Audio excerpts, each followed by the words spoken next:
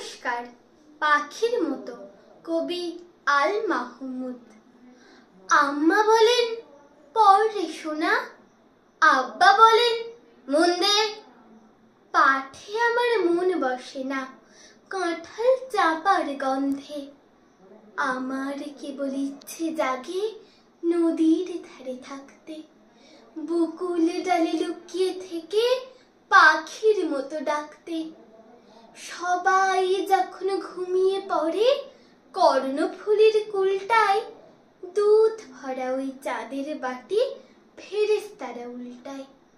তখন কেবল ভাবতে থাকি কেমন করে উড়ব, কেমন করে শহর ছেড়ে সবুজ গায়ে ঘুরব।